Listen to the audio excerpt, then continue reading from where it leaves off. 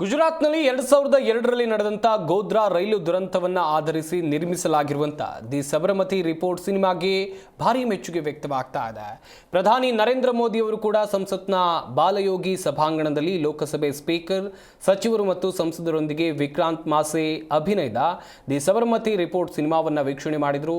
2002ರ February 27ರಂದು sensational ಘಟನೆ ನಡೆದಿತ್ತು. ಈ ಚಿತ್ರವು ಸಮಾಜ ಮತ್ತು ಪತ್ರಕರ್ತನ ವೈಯಕ್ತಿಕ ಹೋರಾಟಗಳ ಸುತ್ತಾ ಇದೆ.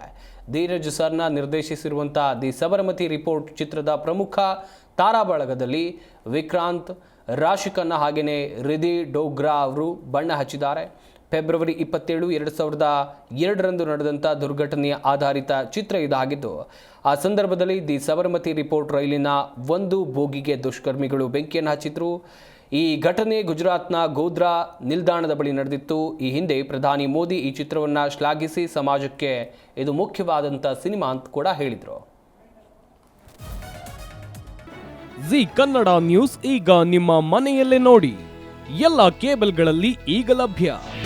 ನಿಮ್ಮ ನೆಚ್ಚಿನ ಜಿ ಕನ್ನಡ ನ್ಯೂಸ್ ಈಗ ಸನ್ ಡೈರೆಕ್ಟ್ ನಲ್ಲಿ number 292, Tata play number 1664, Jio TV number 1334, NXT digital number 30, in cable number 30, city networks 51, U digital number 162, GTPL number 17, Rockline telecommunications number 42, Shri Basaveshwara cable number 168, rural cable network 60, Vinayaka digital 57, Abhishek cable 821, city channel 53, Siddeshwara cable network 57, V4 digital Infotech 628, Surya digital networks 53, Gajanan digital number 836, Malnad infotech private limited number